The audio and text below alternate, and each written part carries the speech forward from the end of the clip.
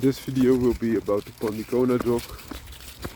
It's also called the Indian Doberman, and it's a breed of the Kurnool region in India, and it's about to go extinct. And the reason why it's about to go extinct is that it is a natural dog that is just dwelling around cities, and on the other hand it's very local. So the Pandikona region is where it originated, and this local variety has been kept, but not so much as a pet, but more as a dog around dwellings. So it's a primitive type of dog, which means that the development is more of a natural phenomenon. So this dog has little exaggerations and is very capable of fending for itself. It is a combination of a dog that is very good at hunting, it's more of a side hound, and also a dog that's good at protecting, otherwise they would not be tolerated around the villages. So you get a dog which has next to its build also other similarities with the Doberman. And why is this? So when the British came to India and they saw this dog, they called it the Indian Doberman. And why? Because the looks were quite similar to that of the European Doberman that they knew. And the thing is, if you go back to the evolution of the Doberman, there's German Shepherd type in there, which is quite a natural type of dog. Not so far off the wolf at that time. And also there's Rottweiler, more of a massive type of dog in there. There's Pinscher blood in there. But also Greyhound, which is a hunting sidehound again. Like this Indian variety of the Indian Doberman, so to say. These types of dogs are also left so much to interact with the genetic gene pool that is present, that you also see some of these dogs that are not that black, some are even white, whitish, some have the hound, so more of the smelling hound type of colorations. Oftentimes they also have scratches on their body, and you might ask why. I think it could be twofold. One, to show that these dogs are from the village, and the villagers will tell you when you say it's cruel. It also helps with their immunity, so it could be both. Another thing is that these type of dogs, because they are left to interact, and can vary quite a bit depending on the genetic lineage that they have. Their gene pool is extremely wide, which gives them, even though they are quite a rare breed, a very good genetic gene pool. So a lot less illnesses and other problems which come with bigger dogs, like for example the European Doberman, are almost not or not found in this breed. So it also gives you some background that even if you have a little bit of these type of dogs, if they are bred right, then you have a big chance of getting good dogs.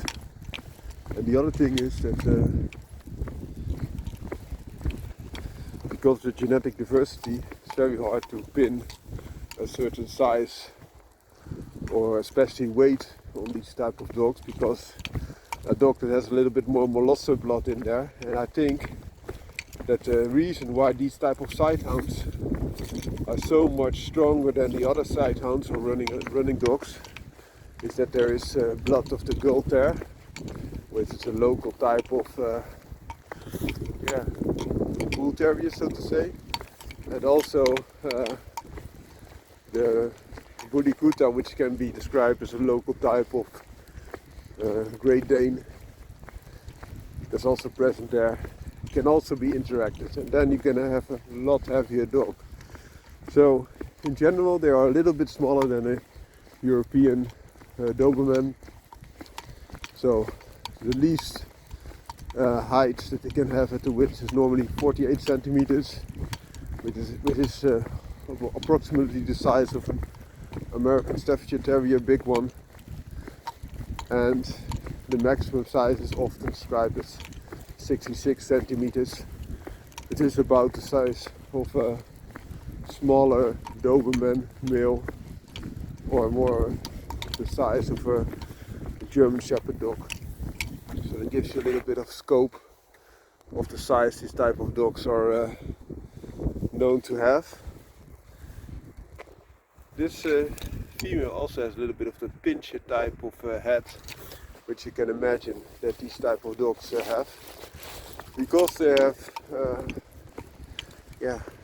this semi-wild primitive nature. These dogs are hard to keep as pets, but they can also be very easy to be kept as pets if you are allowed to have your dogs roaming around, and they stay around the village, and then they take care of vermin, for example rats, rodents, and also because they are quite natural type of dogs, they can even take care of big game like boars. So they hunt in packs then, and they're also a lot stronger than your average running dog, sight hound.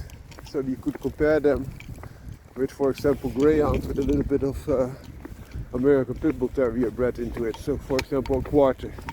I think that's about the strength that these type of dogs could muster. But also they're quite capable of keeping your vicinity very safe, because they also guard it. So that's this type of dog in a nutshell. Have a great day.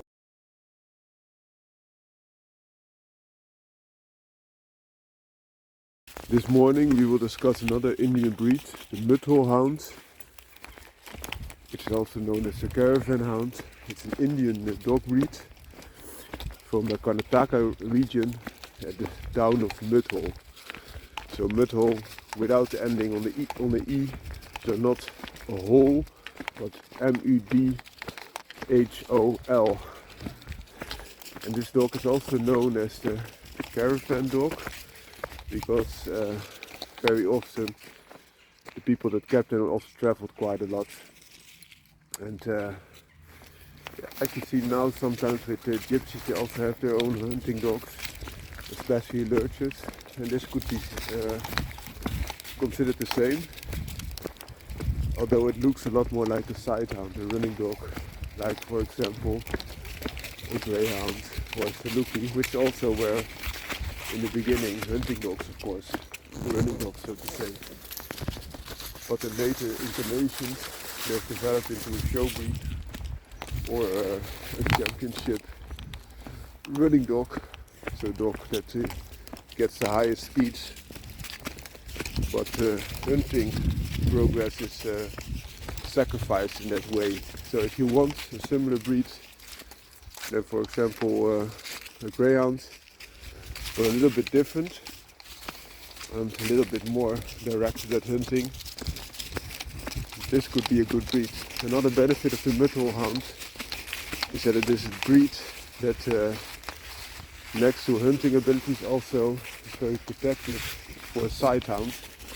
So they also try to protect its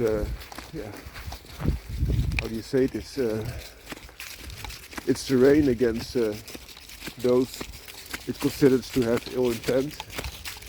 It is friendly with other dogs in general, so you could keep them in packs, and also they hunt quite well in packs.